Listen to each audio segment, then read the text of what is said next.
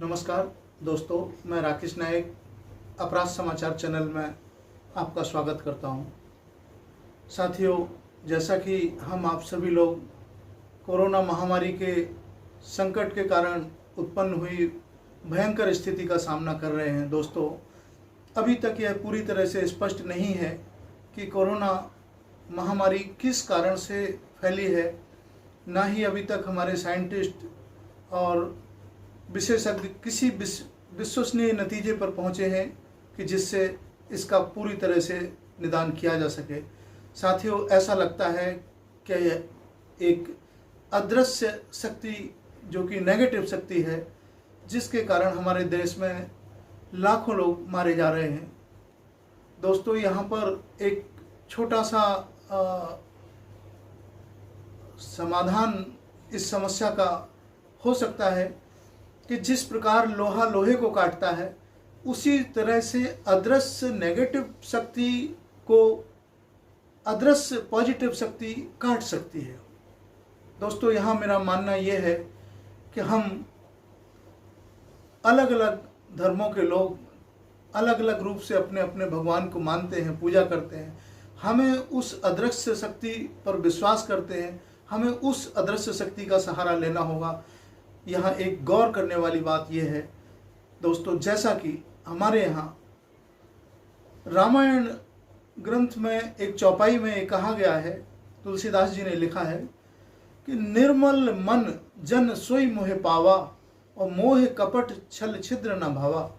अर्थात भगवान ये कहते हैं कि जो भी मनुष्य मन से निर्मल है, तन से छल कपट पाखंड झूठ धोखा, ये सब चीज़ें जिस मनुष्य में नहीं होंगी, उसकी ही सुनवाई ऊपर वाले की अदालत में हो सकती है।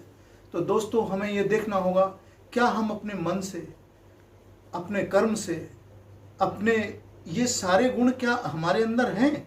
अगर हैं तो हम उस अदृश्य शक्ति के पास अपनी फरियाद रख सकते हैं, जो कि सुनवाई जरूर होगी। हमें चाहिए कि हम इंसानियत का परिचय दें। हमारी जाति इंसान है और धर्म हमारा इंसानियत। ऐसे में हम सभी लोगों से ये अपील करते हैं कि हम भगवान रूपी उस अदृश्य शक्ति का भी सहारा लें। दोस्तों, साइंस अपना काम कर रही है, तरह तरह के वैक्सीन इजाद किए जा रहे हैं, तरह तरह के उपचार निकाले जा रहे हैं, फिर भी मनुष्य को नहीं बचा पा रहे हैं। ऐसी स्थिति में हमको अगर दैवीय शक्ति का सहारा भी लेना पड़ा, जो कि सर्वोपरि है, तो कुछ भी गलत नहीं होगा। साथियों, हमें ढाल और तलवार दोनों तरफ से अपने आप को बचाना होगा।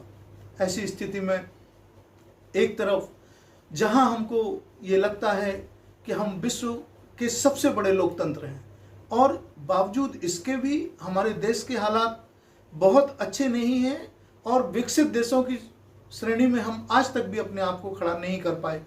दोस्तों, इसका कारण क्या हो सकता है? इसका एकमात्र एक ही कारण है, हमारे देश में लोगों ने तरह तरह की जाति और धर्म के बंधनों में हम लोगों को बांध रखा है।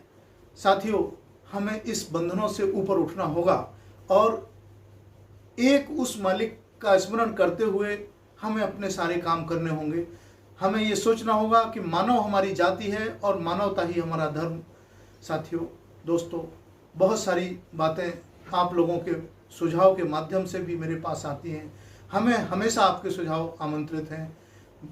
आपका बहुत बहुत धन्यवाद और बहुत बहुत आभार। जय हिंद, जय भारत।